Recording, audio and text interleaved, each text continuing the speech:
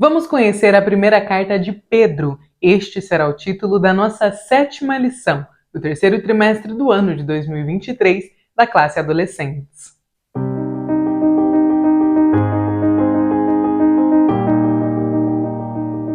A paz do Senhor, querido aluno e professor da Escola Bíblica Dominical. Eu sou a irmã Damaris, sou professora da IBD, na congregação em que sirvo ao Senhor aqui na Assembleia de Deus em Curitiba. Eu já estou aqui mais uma vez para que nós possamos continuar meditando nesta revista em que nós estamos estudando as Epístolas Gerais. Hoje nós iremos iniciar o nosso estudo a respeito da primeira carta de Pedro, conhecer um pouquinho sobre o panorama desta carta, refletir sobre as dificuldades que a vida cristã pode apresentar e também falarmos um pouquinho de santidade, do processo de santificação para que nós possamos ver ao Senhor. Nossa lição, a lição de número 7, para a glória de Deus, nós estamos chegando aí na metade da nossa revista, do nosso trimestre. Nós iremos ministrá-la no próximo domingo, Dia dos Pais, dia 13 de agosto. Nós teremos como leitura bíblica em classe o texto que está lá em 1 Pedro, capítulo 1, leremos dos versículos 6 até o 9 e também do 13 ao 16. Vamos ler juntos? Olha só como a lição nos diz. Nisso vocês exultam, embora, no presente, por breve tempo, se necessário, sejam contristados por várias provações, para que, uma vez confirmado o valor da fé que vocês têm, muito mais preciosa do que o ouro perecível, mesmo apurado pelo fogo, resulte em louvor, glória e honra na revelação de Jesus Cristo. Mesmo sem tê-lo visto, vocês o amam. Mesmo não o vendo agora, mas crendo nele, exultam com uma alegria indescritível e cheia de glória, obtendo o alvo dessa fé, a salvação da alma. Agora, a partir do versículo 13.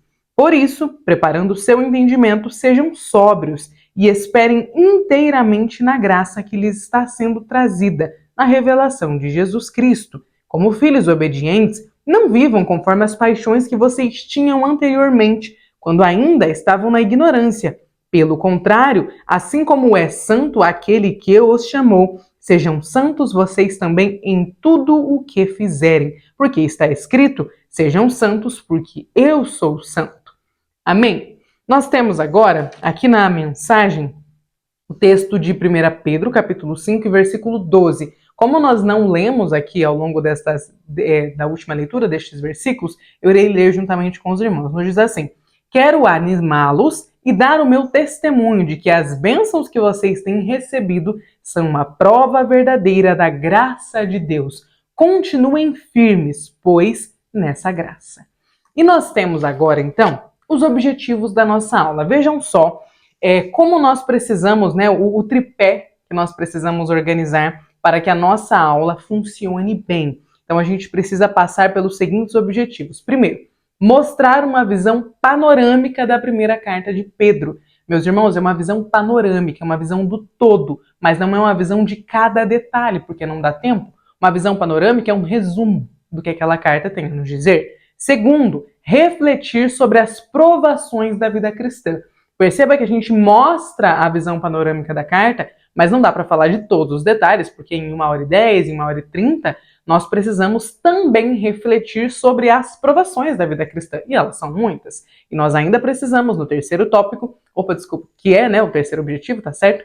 Incentivar uma vida de santidade ao Senhor. Então a nossa aula, ela precisa ser organizada de forma que nós consigamos passar por estes 3 objetivos que estão distribuídos nos 3 tópicos da nossa aula, a fim de que os nossos adolescentes possam conhecer melhor a carta, a primeira carta de Pedro, e a aplicação dela.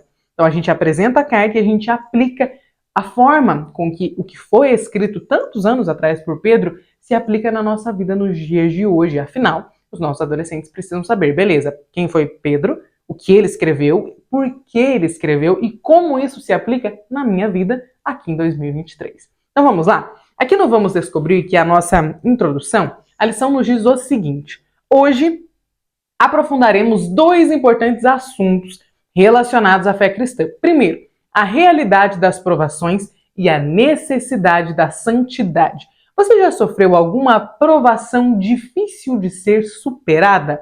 Primeira pergunta. Segunda, e quanto à santidade? Já se viu em situações nas quais você precisou se posicionar como um cristão? Nós podemos abrir a nossa aula fazendo essas duas perguntas para os nossos adolescentes e, claro, dando a oportunidade de que eles possam responder, de que eles possam nos falar. Compartilhe a sua experiência com a turma. Se você tem uma turma de adolescentes que falam menos, né, mais ali quietinhos, você, professor, pode começar dando o seu exemplo, a sua resposta para as perguntas que você fez e esperando que assim eles se sintam incentivados, né, e tenham ali liberdade para compartilhar a resposta. Afinal, nós estaremos em uma aula, né? Eu sempre gosto de falar aqui para os irmãos de que a intenção da escola dominical é que a gente consiga refletir a respeito dos temas bíblicos em conjunto. Então é um estudo, é para que a gente tenha um diálogo, por isso inclusive eu trouxe o cronograma de leitura para que a gente consiga, para além do que a lição nos diz, refletir juntos, conversar sobre o que nós estamos lendo. A palavra de Deus, ela estaria mais acessível a todos e seria mais fácil de ser entendida se nós conversássemos sobre ela, se nós falássemos sobre as nossas leituras, tal como nós falamos da série que a gente gosta, que a gente assiste, do jogo de futebol, porque percebe que tudo aquilo sobre o qual a gente comenta, que a gente emite opinião, que a gente fala com os amigos, a gente tem mais interesse de pesquisar, de saber o que está acontecendo, porque dessa forma eu penso, poxa, né, os meus amigos também estão estudando, então perguntar para eles o que você achou daquele ponto, daquele tópico. E eu sei que parece um pouco utópico, né, encontrar uma sala de adolescentes que estejam desejosos de falar sobre a primeira carta de Pedro, mas é possível. Nós, professores da classe de adolescentes, temos essa responsabilidade e também a oportunidade de levarmos os nossos adolescentes a falar a respeito da leitura da palavra, a comentarem entre si o que eles leram, o que eles acharam do que eles leram. Então vamos dar a oportunidade a eles, não só de conhecer a palavra de Deus, mas de ter gosto pela palavra de Deus, saber além. Não é de transformar a leitura em algo assim, tem que ler lá todo dia o cronograma que o professor passou. Não, eu quero ler aquele cronograma, eu gostei de ler, eu gostei de comentar sobre isso. Dessa forma, nós estaremos, então, fazendo com que eles sintam um gostinho pela palavra de Deus, que a gente vai desenvolvendo aos poucos. E é mais fácil de desenvolver quando nós somos oportunizados a isso, porque estamos no meio, num conjunto, numa equipe, num grupo de pessoas que também estão lendo. É a força do grupo, da comunidade, então vamos aproveitar isso para que nós tenhamos aulas que fiquem marcadas na vida dos nossos adolescentes, para que a gente não venha só no domingo, fale ali uma meia dúzia de palavras, não. Que essas aulas possam despertar neles o desejo pelo conhecimento. E assim, quem sabe nós não estamos aí diante de futuros teólogos, pastores, pregadores, pregadoras, ensinadoras, ministras da palavra do Senhor. Deixa o Senhor te usar aí na sua classe, que você possa ser um canal de bênçãos e também um canal de despertamento para os seus adolescentes. Amém? Você recebe essa palavra. Eu sei que às vezes a gente está tão na correria para estudar durante a semana a lição que a gente não reflete, né? Não para pensar sobre o que eu vou fazer, como eu vou falar, mas é importante que nós possamos colocar os nossos adolescentes em oração, que a gente pense neles quando estiver preparando a nossa aula. Eu gosto sempre de pensar quem vai estar lá para assistir a minha aula, porque pensando nisso eu consigo pensar o que eu vou perguntar, como eu vou perguntar, que eu sei que aquela pessoa vai se interessar, puxando assuntos, e assim a gente tem uma aula mais dinâmica, uma aula mais participativa, e a gente consegue fazer com que os nossos alunos não fiquem só assistindo a aula, mas que eles também participem da aula. Vamos então para o nosso primeiro tópico, hora de aprender, abrindo a primeira carta de Pedro. Primeiro subtópico, você sabe quem escreveu essa carta? O autor da carta de Pedro é Pedro, o apóstolo de Jesus Cristo, como ele mesmo se identifica no primeiro versículo, no primeiro capítulo de sua carta. Ele é o mesmo Simão Pedro, irmão de André, o qual em uma ocasião foi chamado por Jesus de Cefas. Ele era pescador por profissão e Jesus o transformou em um pescador de gente por vocação.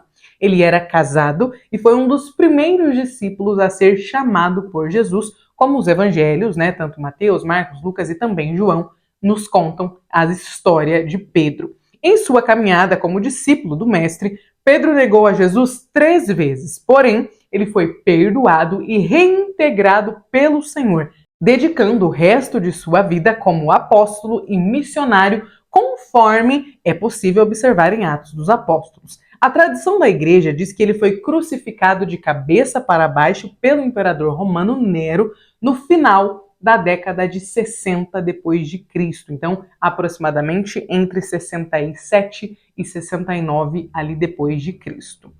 Aqui neste primeiro tópico, nós estamos falando para os nossos adolescentes daquilo que a própria Bíblia nos diz, né? A carta de Pedro, ela começa com Pedro nos dizendo quem ele é, o que ele faz, né? Quem está escrevendo? Pedro. Quem é Pedro? Apóstolo de Jesus Cristo. Para quem ele está escrevendo? A gente já vai falar um pouquinho a respeito disso. Então é importante que, no momento de fazer a leitura da palavra, nós estejamos atentos ao que a palavra nos diz. Eu gosto bastante, eu prometi para vocês aqui, eu acho, na primeira aula, um vídeo sobre o método indutivo de leitura da Bíblia e eu trarei, tá? Estamos na correria aqui em casa, mas eu trarei este vídeo para os irmãos. E é muito importante esse método de leitura para que a gente saiba quem escreveu a carta, quando escreveu, por que escreveu, porque assim fica mais fácil entender o que a carta quer nos dizer. Quando a gente faz uma leitura da Bíblia em português, nós já não estamos lendo os originais, nós já não estamos lendo em grego, né, o idioma que a Bíblia foi escrita. Então a gente precisa cavucar um pouquinho para achar alguns referenciais, um entendimento mais profundo daquilo que não foi escrito originalmente para nós. Então a palavra de Deus, ela nos traz, sim, a palavra do Senhor, a palavra divinamente inspirada, só que nós estamos lendo uma tradução. Então nós precisamos cavar o máximo possível para buscar elementos que vão nos dizer por que Pedro está falando disso. Quando eu sei quem é Pedro, quando eu sei o contexto para o qual, né, na verdade, os destinatários para quem Pedro escreveu e o contexto no qual ele escreveu, quando nós temos essas respostas, fica mais fácil entender por que ele estava falando a respeito de ser sóbrios, né, de suportar as provações. Por que Pedro estava falando de provação, de dificuldade, de suportar, de santificação? Qual era o contexto? Então, todos estes elementos, eles nos ajudam a entender a mensagem que a carta, que o livro bíblico que nós estamos lendo, quer nos passar. Segundo subtópico, para quem a carta foi escrita. Então, veja só.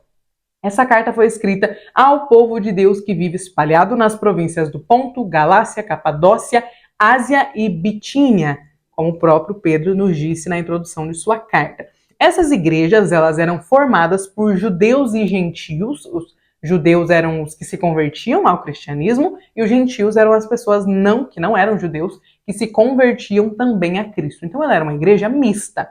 Era uma igreja que abarcava ali pessoas de diferentes, que vinham, né, de diferentes lugares, diferentes culturas, de diferentes acessos e conhecimentos a respeito do Deus único e verdadeiro, porque o povo de Israel, os judeus, eles estavam acostumados a adorar um único Deus. Agora as pessoas que vinham de outras culturas, elas não tinham esse costume. O povo de Israel estava acostumado, a adorar um Deus que eles nunca tinham visto. Agora, essas pessoas que vinham de outras culturas, eles tinham o costume de fazer templos, de de fazer altares e colocar ali imagens dos deuses que eles tinham, vários deuses. Então perceba que era uma igreja muito mista, era uma igreja com pessoas distintas, né?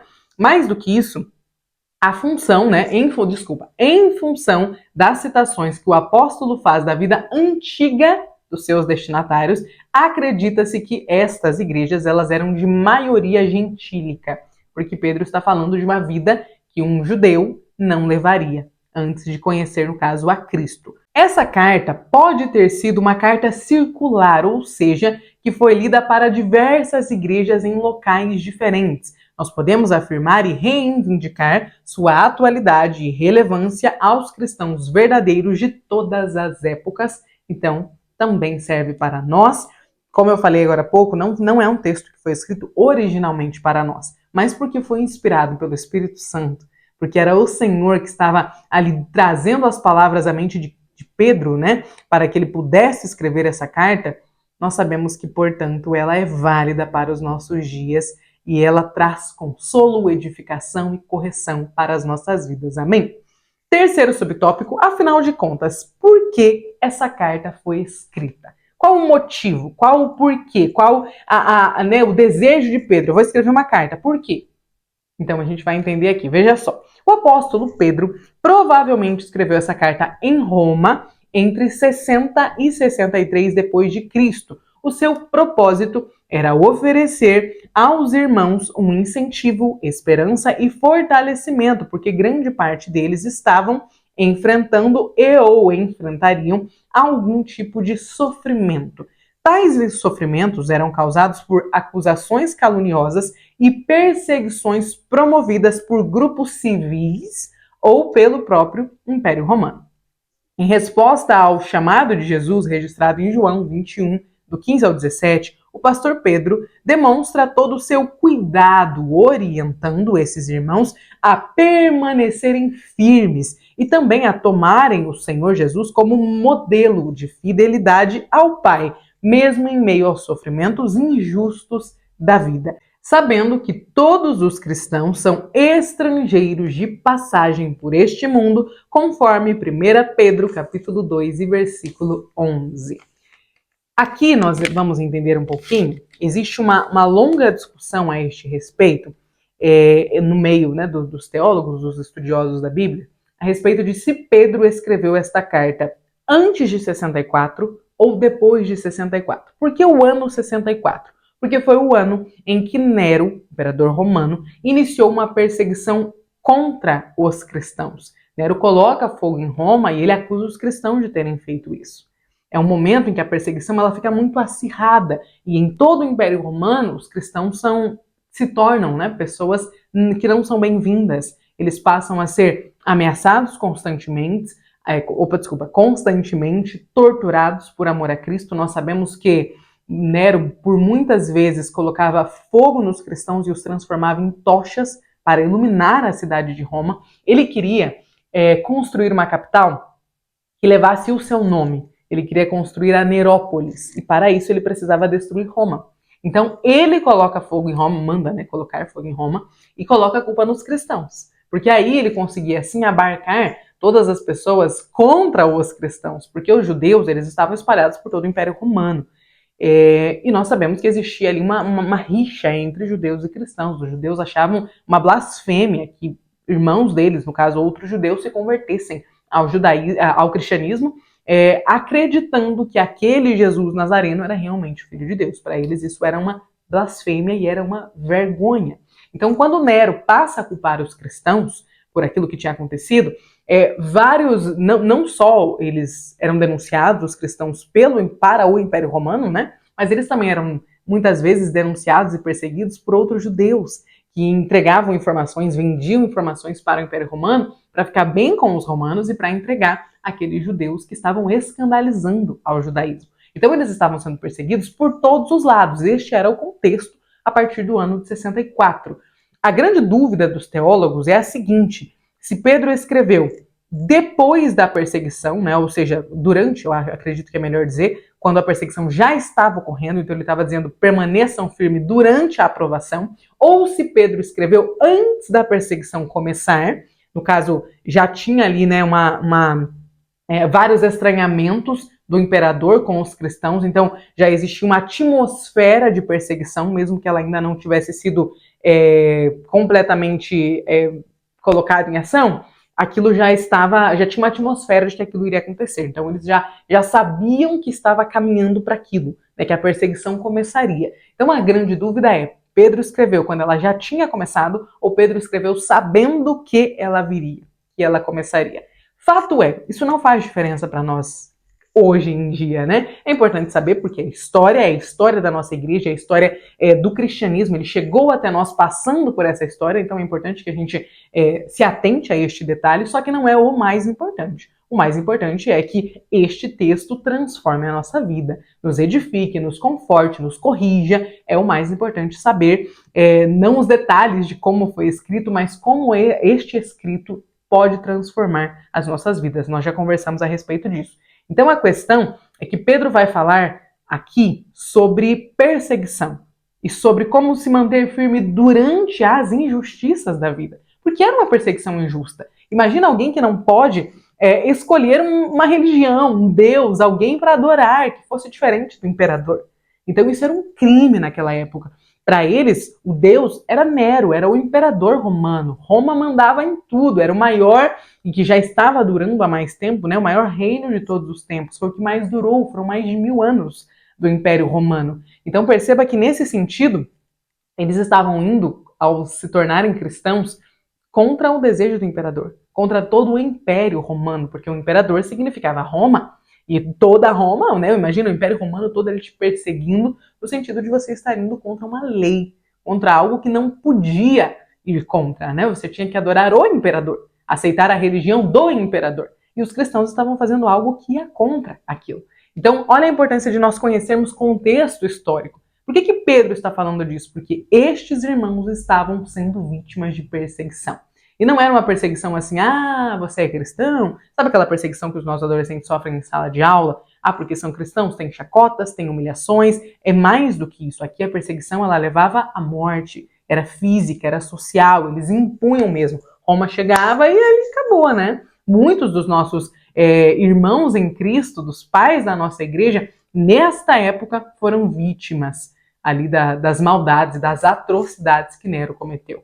Os coliseus romanos, o coliseu romano, né, neste período era recheado de sangue cristão.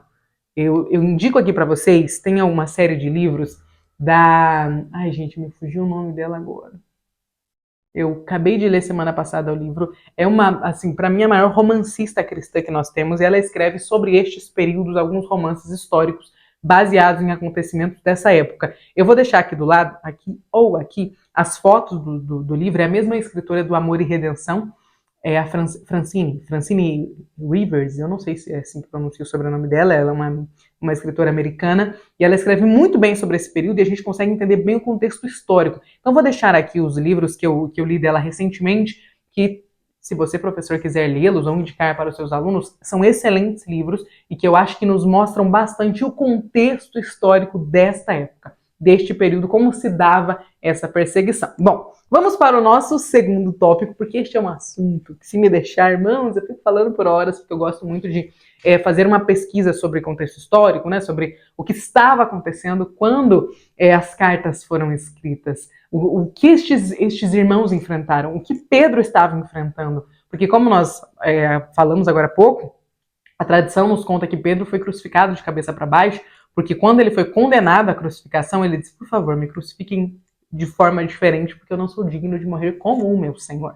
Então, estes pais da igreja, eles são pessoas ideais para falar para nós a respeito de santificação, de como lidar com os sofrimentos da vida, porque eles venceram estes sofrimentos, eles superaram essas dificuldades, eles passaram por todo o processo constante de santificação que todo cristão passa e eles venceram. Então eles podem ser modelos de vida cristã para nós. É claro que o modelo perfeito é Cristo, é o nosso Senhor, só que estes daqui são os irmãos, são os pais da igreja, são os irmãos que o Senhor escolheu para que iniciassem o cristianismo. Então é claro que nós devemos muito ao exemplo destes corajosos, fiéis cristãos que já estão com o Senhor. Segundo tópico, as provações da caminhada cristã. Os destinatários dessa carta certamente estavam sofrendo algum tipo de perseguição. Considerando as aflições da vida enfrentadas pelo povo de Deus, Pedro ensina acerca de alguns aspectos da provação. Então veja só. Primeiro aspecto, elas são múltiplas, muitos tipos de provação, ele fala lá no versículo 6 do primeiro capítulo. As provações podem vir em forma de acusações, de deboches, de agressões verbais ou físicas, de calúnias, de seduções e etc.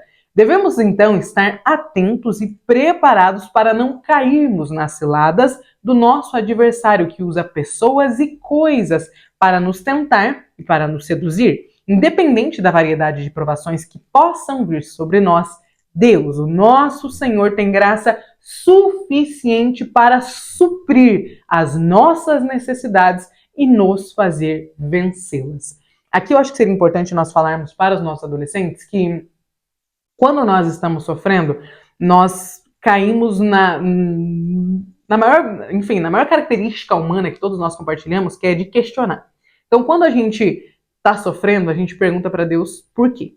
Né? A gente fala, Senhor, por quê? Por que não deu certo? Por que aquela porta não abriu? Por que eu não consegui aquilo que tanto te pedi? Por que o Senhor não responde à minha oração? A gente sempre pergunta por quê.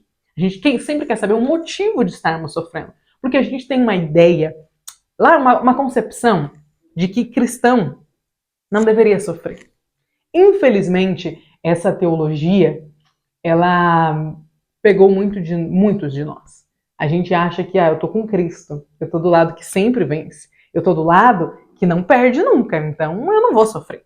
Só que isso não é verdade. E a carta de Pedro, ela não só nos mostra que isso não é verdade, né, nos provando que muitos cristãos foram perseguidos, como ela nos ensina, nos exorta a entender que quando essas provações vierem, e elas podem ser múltiplas, ou seja, elas podem vir em muitas frentes, sabe, às vezes a gente acha que eu estou sendo provado na questão da enfermidade lá em casa, então eu não vou perder o emprego, eu já estou sendo provado nessa área. Aí de repente você está sendo provado na enfermidade, perde o emprego e de repente tem mais uma provação chegando no casamento ou na família. Então veja que as provações elas podem ser múltiplas. Nós precisamos ter uma certeza de que cremos no Senhor a ponto de dizer, Senhor, se eu perder tudo, tal como Jó perdeu, que eu continue te amando, que eu continue te servindo. Porque pode ser que as provações sejam múltiplas.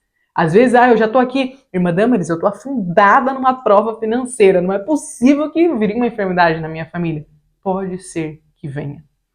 O fato de nós sofrermos aqui na Terra não significa que Deus nos abandonou. Significa que nós estamos em um mundo caído.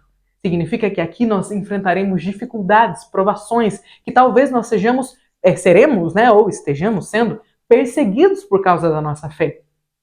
O que nós precisamos crer, né, que a nossa esperança esteja no fato de que nós cremos em Deus e de que Ele é poderoso para nos sustentar.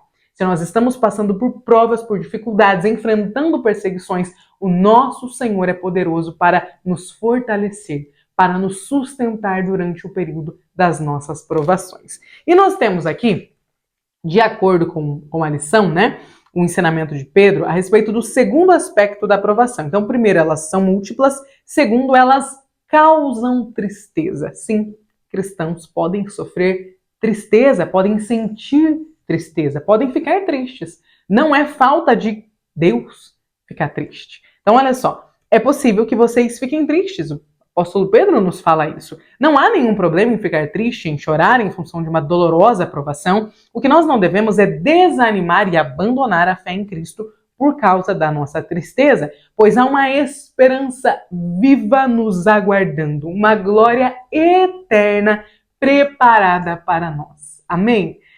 Irmãos, todos nós enfrentaremos momentos de tristeza, de angústia, de dificuldade, porque quando as provações vêm, elas nos causam dor, elas nos causam tristeza. É normal que nós, mesmo sendo cristãos, mesmo sendo filhos de Deus, tendo sido transformados, alvos da graça do Senhor, tenhamos momentos de tristeza. Faz parte da nossa vida. Aqui na Terra, nós ficaremos tristes, nós iremos chorar, nós ficaremos muitas vezes enlutados. Só que as circunstâncias da nossa vida, por mais dolorosas que sejam, não podem nos tirar da presença de Deus. Não podem ofuscar o brilho da nossa convicção de que o Senhor existe. Infelizmente, muitas vezes, quando a prova vem e a tristeza nos toma, a nossa fé é abalada. A gente estremece na fé.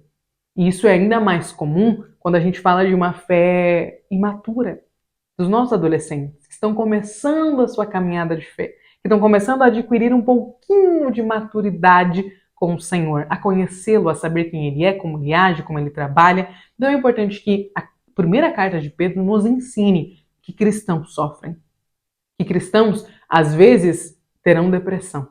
Muitos cristãos vão sofrer depressão, vão ter ansiedade, vão passar por momentos de angústia, de desespero. Isso só não pode abalar a nossa fé. Às vezes abala, às vezes abala. E o que nós podemos fazer diante disso? Ler a palavra de Deus, orar e nos aproximar do Senhor o máximo que nós podemos. Quando a nossa fé é estremecida, quando a gente sente que está fraco, é aí que a gente carece mais do Senhor. E é aí que os nossos adolescentes, por exemplo, precisam se apegar mais ao corpo de Cristo, à igreja.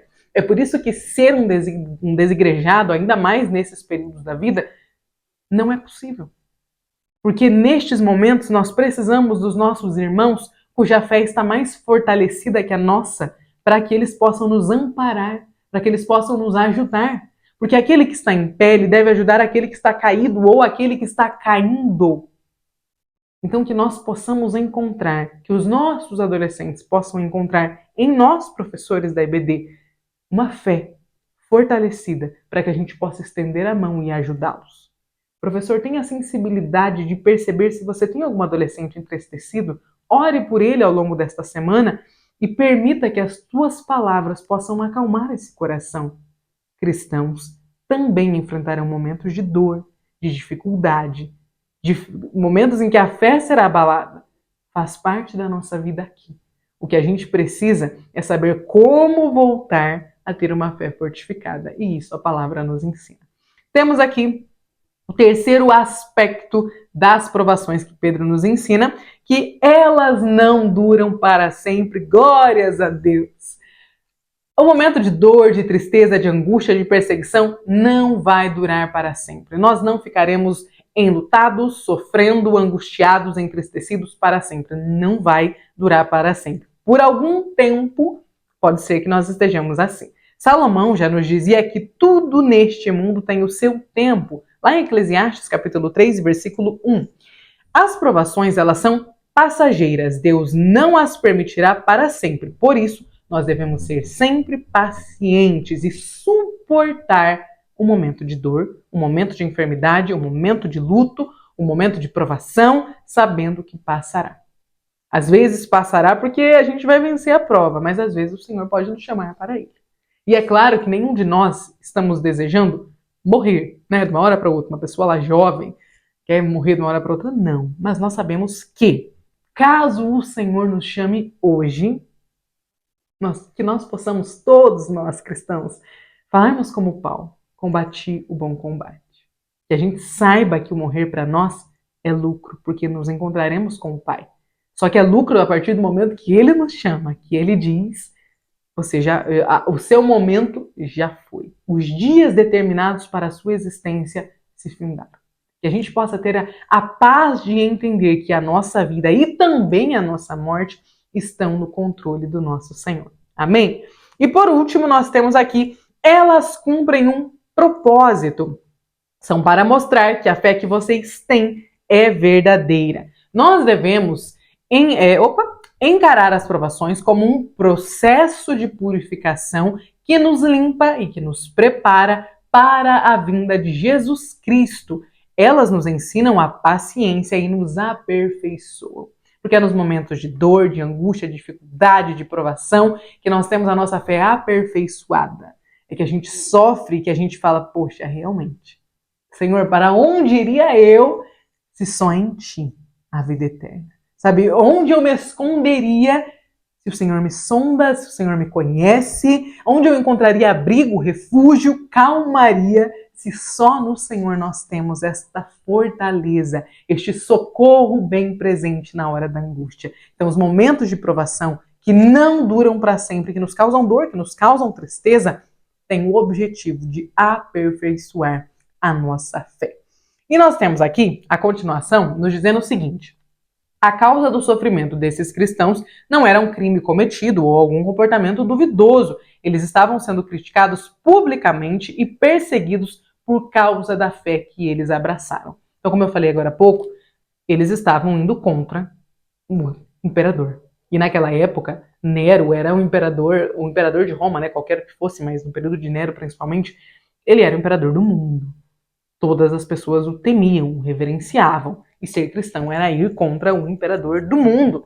Então, desde sempre, o cristianismo é um chamado a ser revolucionário, a ir contra. E eu sei que a palavra revolucionária, né, ela soa meio, né, umas coisas que a gente não gosta muito quando olha para a história, mas o Senhor não nos chamou para uma vida, sabe, de conformismo. O Senhor nos chama para uma vida de transformação, para uma busca constante pela santificação. Portanto, é uma vida revolucionária, porque o cristianismo é o seguinte: estão te perseguindo? Aguente as perseguições. Estão batendo no seu rosto? Pois dê a outra face também. Estão dizendo que você errou, que você está aderindo, né, a uma religião que é algo que vai contra, né, ali o que todo mundo está fazendo, o que a maioria está fazendo. Pois então, entregue a sua vida para que aconteça o que tiver que acontecer. que estes irmãos estavam passando era isso. Eles estavam indo na contramão do mundo. Desde o início, o cristianismo é ir na contramão do mundo. Então, se nós, ou se os nossos adolescentes formos humilhados, caluniados e perseguidos por causa da nossa fé, que a gente saiba entender que a carta de Pedro ela está nos dizendo: suportai. Portanto, sede sóbrios e vigilantes. Por causa da fé de vocês, às vezes nós seremos perseguidos. A nossa fé, muitas vezes, desde o início da igreja, foi motivo para que muitas pessoas perdessem os seus bens, perdessem até o seu direito de estar numa cidade. Muitas pessoas eram expulsas, os cristãos foram expulsos de Roma várias vezes por conta do cristianismo. Então veja que tudo isso nos mostra que quando nós aceitamos a Cristo, nós estamos aceitando ir na contramão daquilo que o mundo acredita. E é claro que isso vai causar um choque. Às vezes de dor, às vezes de angústia, às vezes algumas pessoas não vão querer ser nossos amigos, não vão querer estar perto de nós. Às vezes nós teremos professores, né, ainda mais os nossos adolescentes agora na escola, que vão querer nos perseguir, nos prejudicar. E nós precisamos suportar essas provações, sabendo que crer no Senhor Jesus provoca uma transformação em tudo na nossa vida. E às vezes, uma transformação no sentido de que as pessoas não vão nos querer. O próprio Senhor, o próprio Cristo, foi rejeitado por conta de tudo que ele pregava. O que nós, discípulos dele, podemos esperar? Fica aqui essa reflexão para nós e vamos lá para o nosso terceiro tópico, uma vida que agrada a Deus. Como filhos de Deus, nós desejamos agradá-lo em tudo. Temos plena consciência de nossas fragilidades e limitações pessoais, mas nós não devemos nos apoiar nelas como desculpa, sabe? Como um amuletinho ali para vivermos uma vida incompatível com a salvação que nós recebemos do Senhor. Pelo contrário, o apóstolo Pedro nos diz que aqueles que amam e andam com Deus são obedientes e não se deixam dominar pelos desejos que tinham antes da conversão. Como salvos, novas criaturas, nós temos um novo coração, uma nova maneira de pensar e, consequentemente, uma nova vida. Pedro nos convoca a ser santos em tudo o que fizermos, pois a santidade é uma característica requerida dos filhos de Deus. Ser santo é mais do que fazer ou deixar de fazer algo. Santidade tem a ver com a consagração da nossa vida a Deus e com o compromisso de amá-lo acima de todas as coisas, vivendo para a sua glória e para o seu louvor. Afinal de contas, um preço alto foi pago para a nossa salvação. O Deus que nos salvou e que nos santificou espera que nós amemos uns aos outros e que nós vivamos uma vida que o agrade em tudo. Que nós sejamos santos porque Ele é santo. Seja nas redes sociais ou dentro de casa, nas reuniões dos jovens, dos adolescentes, lá na igreja, nos ensaios, ou na sala de aula, ou no cursinho, no cinema, em qualquer lugar, todos nós somos chamados para ser sal da terra e luz do mundo. E nós devemos estar alertas e vigilantes, porque o nosso inimigo anda por aí como um leão que ruge, procurando alguém para devorar. Amém? Essa parte de santidade, eu vejo muitos congressos de adolescentes que o tema é santidade, né? Eu participei, eu acho, de 2 durante a minha adolescência. E é um tema recorrente na vida cristã. Não tem como nós sermos cristãos e não falarmos, né? E não pensarmos, não refletirmos a respeito da santidade. O Senhor, quando nos chama, Ele requer de nós santidade. Antes da vinda do Filho dele, o povo de Israel, né, quando sai do Egito, o Senhor passa a eles ali uma série de leis que eles deveriam cumprir, que eles deveriam seguir, né? Para que eles pudessem ver ao Senhor que era santo. E eles eram um povo pecador. Nós também somos pecadores, mas nós temos o Filho, foi Ele que veio, que nos resgatou, é o sangue dele que nos lava, que nos purifica dos nossos pecados e que nos possibilita estar em comunhão com o Senhor. Aquele elo que havia sido rompido lá no Éden foi restaurado pela morte de Cristo na cruz. Então nós precisamos entender que o processo de santificação na nossa vida, ele é progressivo, aos poucos que acontece. A gente não aceita Jesus num domingo e quando a gente sai ali do altar na segunda-feira, a gente é uma pessoa completamente transformada. Não. O processo de santificação é progressivo e ele é constante. desde quando a gente aceita Jesus até o momento que ele vier nos buscar, seja de forma individual ou coletiva, nós estaremos em processo de santificação. E nós precisamos entender que servir ao Senhor significa, muitas vezes, ser radical. Ser radical no sentido de vou me afastar daquilo que me leva para longe de Deus. Principalmente na adolescência, eles precisam entender, e nós, professores, estamos justamente numa classe adolescente para fazê-los entender que muitas vezes o cristianismo precisa na nossa vida nos levar a tomar atitudes radicais. Se eu não estou sabendo lidar com as tentações que o meu celular me traz, me causa, me faz passar, então que eu fique longe dele pelo tempo que for necessário até que eu saiba lidar com aquilo. É importantíssimo que a gente entenda que o processo de santificação é requerido de todos aqueles que creem no Senhor e que desejam ser chamados de filhos dele. Amém? Para concluirmos a nossa aula, veja só. Todo cristão, em algum momento da vida, será desafiado a manifestar a sua fé publicamente diante das adversidades da vida. Isso pode ocorrer em uma situação individual ou coletiva, independentemente. Mantenha-se fiel a Jesus Cristo e viva de maneira que o Senhor seja glorificado em cada palavra, pensamento e atitude que você tenha. Continue olhando para Jesus e não desanime da caminhada. Que nós e os nossos adolescentes possamos sair fortalecidos desta aula, tendo certeza e o entendimento de que não importa o que eu passe ou o que eu esteja passando, eu não vou tirar os olhos do meu Senhor. Mesmo que doa, mesmo que me cause tristeza, mesmo que eu precise ser radical muitas vezes e deixar aquilo que eu gosto muito de lado, que a gente não permita que nada na nossa vida tenha mais amor e tenha mais devoção nossa do que o Senhor. Que a gente não ame nada mais do que a gente ama o Senhor. Que a gente não adore nada na vida que não seja o Senhor. Que a gente não levante ídolos no nosso coração. Que a gente não perca tempo com coisas que nos afastam do Senhor, mas que a gente consiga identificar na nossa vida o que eu preciso cortar, o que eu preciso tirar, o que eu preciso deixar de lado e o que eu preciso fazer mais para que a gente não perca de vista a salvação e o fato de que as provações não durarão para sempre e elas precisam provocar em nós um aperfeiçoamento na nossa fé. Amém? Professor, Deus abençoe por ter chegado até aqui. Desejo que neste domingo o Senhor possa te capacitar para que você possa ministrar uma aula maravilhosa e que o Senhor possa ser glorificado ao longo da sua aula. Amém? Deus abençoe e até a próxima aula.